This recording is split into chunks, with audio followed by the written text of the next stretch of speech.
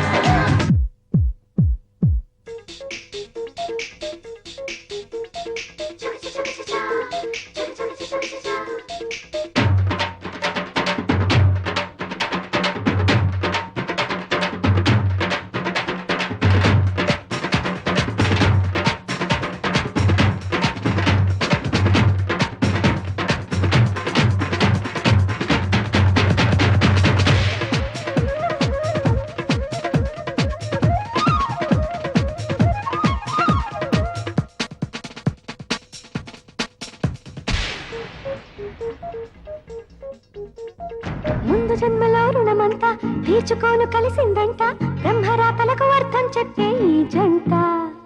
ముందు ఇద్దరుంటారంట కలిసి ఒక్కటవుతారంట లెక్క చూస్తే పై ఏటికి మూడవుతారంట. గొడవలు ఉరికి ఉరికి కలబడుతుంటే కనులకు తెలియపడుచుదలకు కథ బదులు తేలుతుంది. జరిగిన తగువుకు బిడియము భయపడి పరుపు విడిచి పరుగెడుతుంటే తికమక పడి పడి కరిగిన సమయము తెల్లవారుతుందే.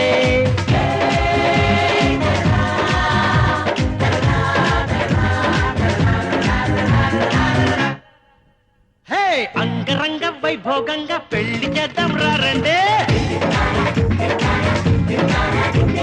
నిండి పందిరి వేసిందండి నేల బీటయ్యిందండి. ఒక్క చుక్కతో పెళ్లి కూతురు సిగ్గు మొగ్గయింది. తగ్గవాడితో లగ్గమైతే ఆ మొగ్గ విరియునండి. కొంగు ముళ్ళతో పగ్గమీయగా పిల్ల ఎదురయింది. అది కుదురులేని ఈ కుర్రవాడికి టిక్క కుదురుతుంది.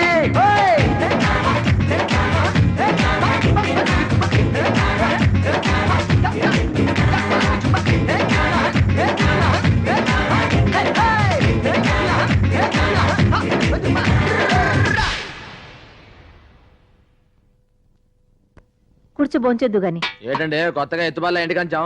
అప్పుడు కమిషన్ గణేష్వి, ఇప్పుడు ఈ ఇంటి అల్లుడు గణేష్వి. ఆ మాత్రం పెట్టకపోతే ఎలా? ఊరుకోండే, ఉన్నట్టుండి ఎండి లెవెల్ పెంచేస్తే ఎటకారంగా ఉంటుంది.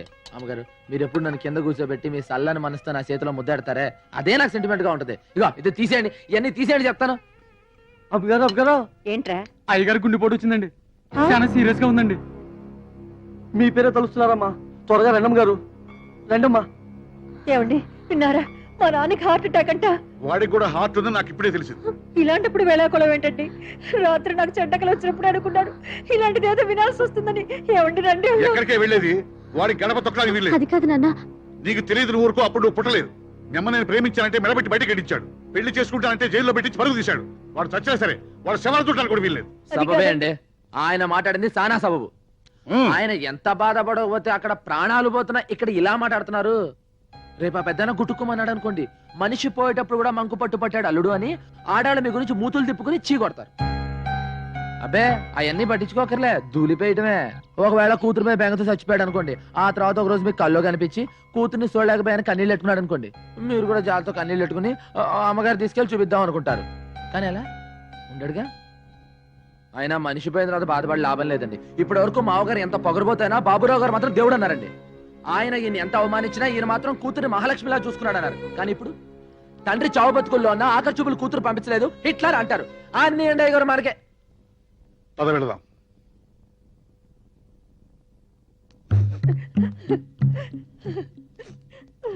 రండయ్య గారు పదని చెప్తారు. నాన్న నాన్న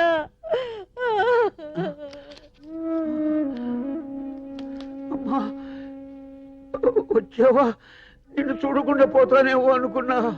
లేదు నాన్న. మీ ఆయన నిన్ను ఇంటికి పంపిస్తాడని నేను అనుకోలేదమ్మా. ఆయన కూడా వచ్చారు. వచ్చారా? చాలా సంతోషం. అమ్మా, నేను అతన్ని అన్న మాటలకి, చేసిన ద్రోహానికి నాతో మాట్లాడాలంటే అతనికి అసహ్యంగానే ఉంటుంది. పోనా ఆయన టెన్షన్ పడదో చెప్పు, రెస్ట్ తీసుకోమను. నన్ను క్షమించడు.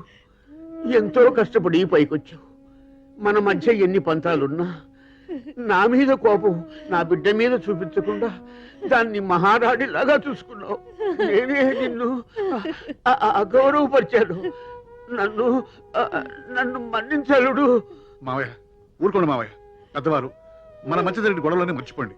మీ ఆరోగ్యం జాగ్రత్త చూసుకోండి. పోనా ఊరుకో, నువ్వు బెంబేలు పెడితే ఆయన బెంబేలు పెడతాడు. మాంగారు మీరు రెస్ట్ తీసుకోండి, మీకేం కాదు. మీరంతా ఏమి అనుకోకపోతే మా అమ్మాయితో ఒక ముఖ్యమైన విషయం మాట్లాడాలి.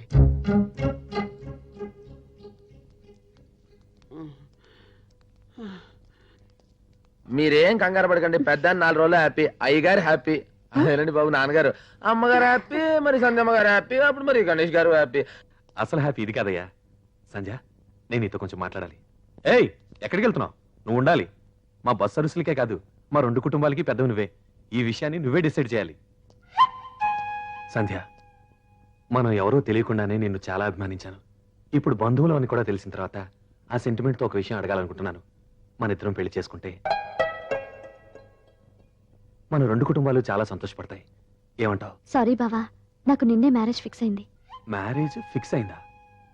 ఎవరితో? Ganesh. Ganesha? I'm sorry Ganesh, I'm extremely sorry. అయ్యో పర్లేదండి బాబు, డాక్టర్ గారు. ఏదో బస్ స్టాండ్లో అభిషేనే అనుకున్నాను. ఆ ఇంటికి అల్లుడు కూడా అని తెలిసింది. Anyhow congratulations. సారీ సంధ్య. పర్వాలేదు. పిచ్చి ఆయన గుండెలు ఎట్టకొస్తాడండి. మొత్తానికి గణేష్ గడు భలే సెటప్ అయిపోయాడు బాబు. ఒరే అపరాలు, ఏంట్రా బస్ స్టాండ్ లో కమిషన్ ఎరుకునే ఆ ఒంటిపూట గణేష్ గాడికి ఆ బాబురావు గాడి కూతుర్నిచ్చి పెళ్లి చేస్తున్నాడు అంటే ఎంత ప్రేమించుకున్నా ఈ చిత్రంగా ఉందిరా నాకు. ఇందులో విచిత్రం ఉందా? ఇప్పుడు ఈ డాక్టర్ అమ్మ ఏ స్టూడెంట్ తోనో కాల్ జారి ఉంటది, అది కవరింగ్ చేసుకోవడానికి సెకండ్ హ్యాండ్ గంట కడుతున్నారు. కలిసొచ్చే కాలం వస్తే అత్తోరిల్లకి అంటుదోమి అల్లుడు వస్తాడంట. బాబురా కోటే కూతురా ఏ డాక్టర్ కో, ఏ ఇంజనీర్ కో, ఏ కోటీశ్వరన్ కో ఇస్తే మొత్తం పైసలు లాగేసుకొని 14 వెతుకులు పడేసి పనులకు చూస్తారు. డాక్టర్ అమ్మ ఇంజక్షన్ చేశాక చిరంజీవి ఇస్తే బయటపడేస్తాడు. ఆమె చెప్పుకు మాట్లాడితే నువ్వు దుడుస్తావురా? ఆడు దుడుస్తాడ్రా. ఎప్పుడన్నా డాక్టర్ అమ్మకు పిల్లలు కానాలని మూడొచ్చింది అనుకో, ఆయన గదిలోకి పిలిచి లక్షపుతో రుద్ది రాసి జటాలతో శుభ్రంగా స్నానం చేయించి ఆ రాత్రిరంతా గదిలో ఉంచుకొని తెల్లారి బయటికి గెడతాడు. నువ్వు ఉంటావురా? ఆడుంటారా? అవును మరి, బాబురావు ఇంటికి కుక్క ఎట్టాగు లేదు కదా, కుక్కకు బదులు ఈడనమాట. ఏట్రా వాగుతున్నారు? మేమంటాం కాదు, బస్ స్టాండ్ అంతా అంటుంది. వాగితే ఏమ్రా వాళ్ళతో నీకు? నన్ను అన్నందుకు కాదు టిప్పు, అయ్యగారికి చెడ్డ పేరు రాకూడదు. ఇది ఒక విధంగా నాకు మంచి జరిగింది. నేను గీసిన గీత మీద నిలబడేవాడు నా కూతురికి 3గా దొరికాడు. నాకు ఇచ్చిన గౌరవమే నా కూతురికి ఇస్తాడు. ఏమంటారు? ఏం పాయింట్ చెప్పారండి. అందుకే అన్నారండి, అచ్చొచ్చే కాలం వస్తే అచ్చు బొమ్మ లాంటి అల్లుడు వస్తాడని. అంతేనయ్యా, అంతే. పెళ్లి పనులు మాకు అప్పచెప్పండి. కానీ కట్నం లేకుండా ఫ్రీగా రారా గణేష్, నిన్ను రానపోతే నాకు తృప్తి ఉండదు. అలా అన్నాననుకో, అమ్మాయి ఏమన్నా అనుకుంటుందేమో బాధ. అవును, టైలర్ కొలతలు ఇచ్చావా? అవన్నీ సర్లేగానండి, మనం ఒక 2 బస్సులు ఉంటే బాగుంటుందండి. మళ్ళీ మొదలు పెట్టాడండి. మొన్నే కదా 2 బస్సులు కొనిపించావు, ముందు హడావిడి కానీ. ఇప్పుడున్న బస్సులు నా పేరు మీద రాయండి. ఏంట్రా, నా బస్సులు నీ పేరుతో రాయాలా? అవునండి. ఏమిట్రా, ఏమిటి మాట్లాడేది? మీరు నన్ను మీ ఇంటికి పనుడుగానే చేసుకుంటున్నారు కానీ ఇంటల్లుడుగా కాదని అందరూ అసహ్యంగా మాడుకుంటున్నారండి. వాళ్ళ నోర్లు మూయించడానికైనా మీరు నా పేరు బస్సులు రాసేయాలండి. నా కోసం కాదండి, మీకు చెడ్డ పేరు రాకూడదని. ఏంట్రా, నా కూతురు కంటే నీకు బస్సు ఎక్కువ?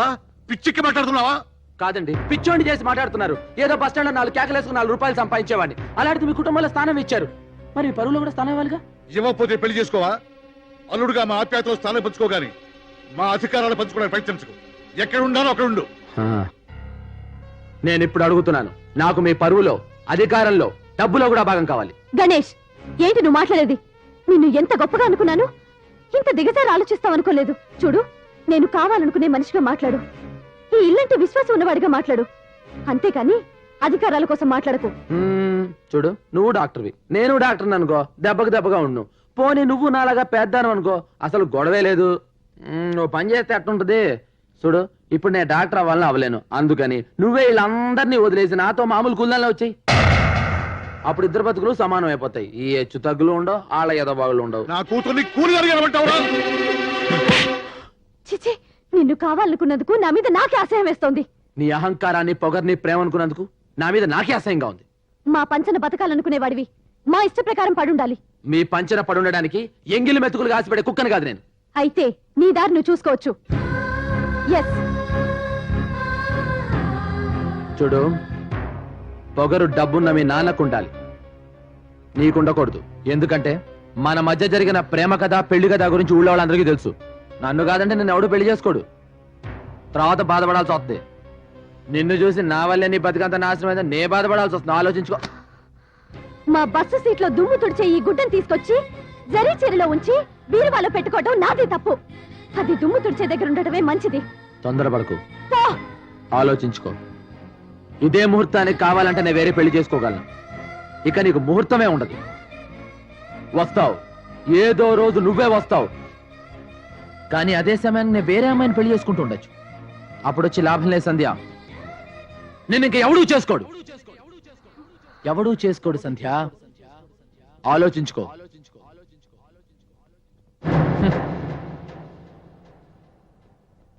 నాన్న, అమ్మా, వెంటనే మామయ్య దగ్గరికి వెళ్ళి మా ఇద్దరికి మ్యారేజ్ ఫిక్స్ చేయి. నువ్వు తొందరపడకు, నిదానంగా ఆలోచిద్దాం. వాడు అన్నట్టు అల్లరవుతాం. అల్లరని అలాంటి స్వార్థపరులకి భయపడే కంటే చావటం మేలు. రేపు సాయంత్రానికల్లా నాకు మావయ్యకి పెళ్లి శుభలేఖలు ప్రింట్ అవ్వాలి. అవును, ప్రింట్ అవ్వాలి.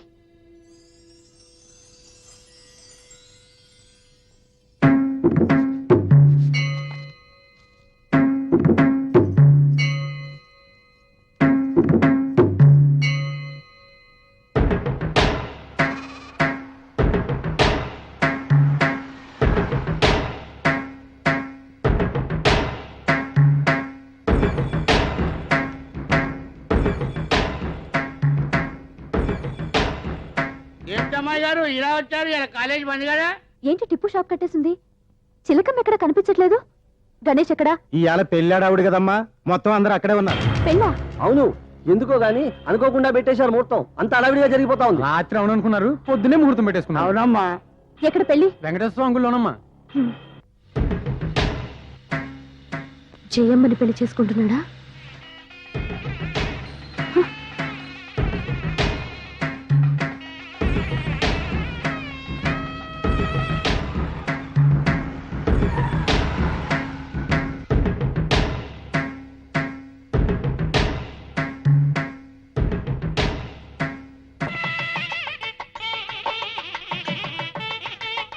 आओ बेटे आओ, अर्जेंट शादी పిలవడానికి టైం లేకపోయింది.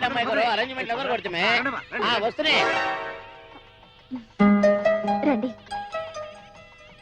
ఏంటలా చూస్తున్నారు? సరిగ్గా లగ్న ముహూర్తానికి వచ్చారు. రండి. आओ बेटी. సరళం చేసుకుంటున్నాడన్నమాట. మహాగణాధిపతయే నమః. ఔపచారికేన స్నానం మాంగళ్యం తంతునా.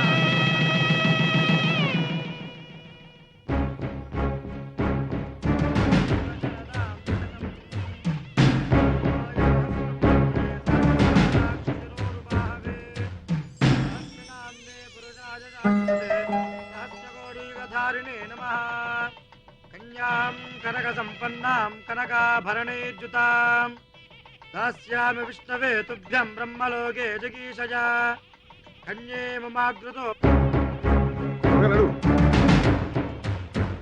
ఏంది ఏర్పాటు? మా అమ్మాయి ఎక్కడ? అదిగో. ఏంటమ్మా, ఇక్కడికి ఎందుకు వచ్చావు? మొదటి శుభలేఖ వాడికి ఇవ్వడానికి. వాడెంత దుర్మార్గుడో వీళ్ళందరికీ చెప్పడానికి. సంజయ్, నేను చెప్పేది విను. వదలమ్మా, వదలండి. ఏమిటి నీ పట్టుదల? నీకేమైనా మతిపోయిందా? ఏమిటి అల్లరి? ఎంత అల్లరైనా సరే, ఈ పెళ్లి చెడిపోయినా సరే, వాడి పరువు తీసుకని నేను ఇక్కడి నుంచి కదలను. వాడికంటే చదువుకున్నవాణ్ణి, వాడికంటే అంతస్తున్నవాణ్ణి నేను చేసుకోబోతున్నానని వాడికి ఈ క్షణమే తెలియాలి. ఈ శుభలేఖలు వాడి మొహం మీద కొట్టాలి. వాడన్న మాటకు తను ఓడిపోయినని సిగ్గుపడాలి. పిచ్చిదాన, తన చుట్టూ ఉన్న వాళ్ళందరినీ గెలిపించడానికి తను ఓడిపోవటానికి కూడా లెక్క చేయని మనిషేవాడు. ఈ శుభలేఖలు రాయటానికి, ఇందులో నీకు నీ బావకు పెళ్లి ముహూర్తం పెట్టడానికి కారణం ఎవరో తెలుసా? ఆ గణేశేనే. అమ్మా, నేను పోయే ముందు నేను అనుకున్నది ఒకటి జరగాలమ్మా. మీ ఆయన నిన్ను ఇంట్లో నుంచి తీసుకుపోవడం వల్ల మన కుటుంబం విడిపోయింది. నీ కూతుర్ని నా కొడుక్కిచ్చి పెళ్లి చేయాలి. నీ కూతురు నీ తమ్ముడిని చేసుకొని ఈ ఇంటి కోడలు కావాలి. ఇదంతా ఇదంతా నువ్వే చెయ్యాలమ్మా. చేస్తావా? నా బంగారు తల్లి, చెయ్యమ్మా, చెయ్యి. ఓ ఇంతేనా? నేను ఇంకేటో అనుకున్నా. ఈ మాత్రం దాన్ని మీరు ఇంత దైపోలా? మీ రెండు కుటుంబాలు కలిసి ఉంటే 10 మందికి అన్నం పెడతారు. సంధ్యమ్మ గారిని డాక్టర్ గారికి ఇచ్చి పెళ్లి చేయాలి. నేను పక్కకు తప్పుకోవాలి. అంతేగా? చూడండి, ఇక్కడి నుంచి చక్రం అంటే తిప్పుతాను. నేను చాలా పాపం చేస్తున్నట్రా. అయ్యేం మాట్లాడండి. రోజు మీరు పెట్టే సల్లని ముద్దకి రుణం ఎలా తీర్చుకోవాలనుకుంటున్నా. ఈ రోజుకి నాకు అవకాశం వచ్చింది. వాడిద్దరికి పెళ్లి జరుగుద్ది. ఈ రోజు నుంచి మీ అల్లుడు గణేష్గా మర్చిపోయి కమిషన్ గణేష్గా నాకు సల్లని ముద్ద పెట్టండి. ఈ ముద్ద మీద ఒట్టు, సంధ్యమ్మ గారి పెళ్లి డాక్టర్ గారితో జరుగుతుంది. నీ దృష్టిలో అతను స్వార్థపరుడయింది. తన మీద నీ మనసులో ఉన్న ప్రేమని అసహ్యంగా మార్చి నా తమ్ముడిని నీకిచ్చి పెళ్లి చేయడానికి. నేను గణేష్ని చాలా తప్పుగా అర్థం చేసుకున్నాను. మధ్యలో వచ్చిన వాళ్ళమ్మ మీరు ఆడిని ఎలాగైనా అర్థం చేసుకోవచ్చు, కానీ చిన్నప్పటి నుంచి ఆడుతూనే బతికిన మేం కూడా ఆయన తప్పుగా అర్థం చేసుకున్నాం. అమ్మా, కన్యాదానం చేసే దంపతులు త్వరగా రావాలి. నేను చేస్తాను.